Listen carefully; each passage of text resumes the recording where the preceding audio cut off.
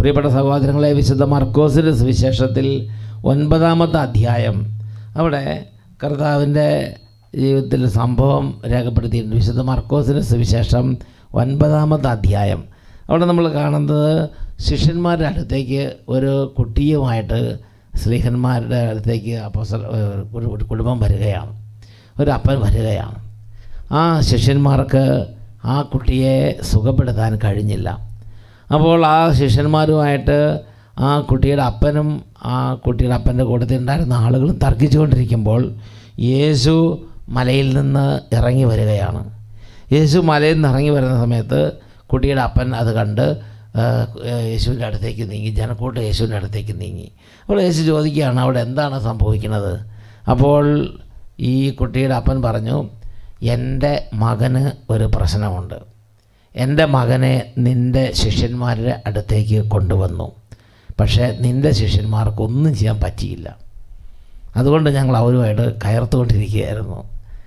ഇതാ ഞാൻ വന്നിരിക്കുന്നു, നിനക്ക് എന്തെങ്കിലും ചെയ്യാൻ പറ്റുമെങ്കിൽ എനിക്കൊന്ന് ചെയ്തു തരാം. നിനക്ക് എന്തെങ്കിലും ചെയ്യാൻ കഴിയുമെങ്കിൽ എനിക്ക് അത് ചെയ്തു തരണം. വിശുദ്ധ മർക്കോസിൻ്റെ സുവിശേഷത്തിൽ 9-ാമത്തെ അധ്യായത്തിലാണ് നമ്മളത് വായിക്കുന്നത്. 9-ാമത്തെ അധ്യായത്തിൽ 22-ാമത്തെ വാക്യം ഒന്ന് വായിച്ചു നോക്കിയേ. 22, 23 കുഴപ്പമില്ല. വിശുദ്ധ മർക്കോസിൻ്റെ സുവിശേഷം 9-ാം അധ്യായം 22, 23 വാക്യങ്ങൾ. പലപ്പോഴും അത് അവനെ നശിപ്പിക്കാൻ വേണ്ടി തീയിലും വെള്ളത്തിലും വീഴ്ത്തിയിട്ടുണ്ട്. എന്തെങ്കിലും ചെയ്യാൻ നിനക്ക് കഴിയുമെങ്കിൽ ഞങ്ങളുടെ മേൽ കരുണ തോന്നി ഞങ്ങളെ സഹായിക്കണമേ. യേശു പറഞ്ഞു, കഴിയുമെങ്കിലെന്നോ? വിശ്വസിക്കുന്നവന് എല്ലാ കാര്യങ്ങളും സാധിക്കും. അതിനുശേഷം 24-ാമത്തെ വാക്യം വായിച്ചു നോക്കിയേ. 24, 25 പ്രധാനപ്പെട്ടതാണ്.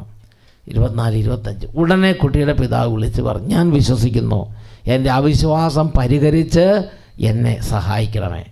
ജനങ്ങൾ ഓടിക്കൂടുന്നത് കണ്ട് യേശു അശുദ്ധാത്മാവിനെ ശകാരിച്ചു. മൂകനും ബധിരനുമായ ആത്മാവേ, നിന്നോട് ഞാൻ ആജ്ഞാപിക്കുന്നു, അവനിൽ നിന്ന് പുറത്തു പോവുക, ഇനി ഒരിക്കലും അവനിൽ പ്രവേശിക്കരുത്. മൂകനും ബധിരനുമായ ആത്മാവേ. അപ്പോൾ ഈ പിശാചുക്കൾ തന്നെ പല ലെവലിലുണ്ട്.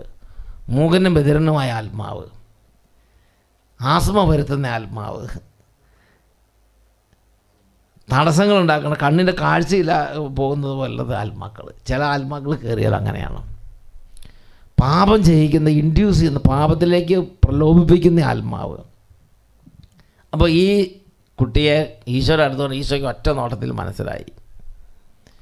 ഈശോ പറഞ്ഞു, മൂകനും ബധിരനുമായ ആത്മാവേ,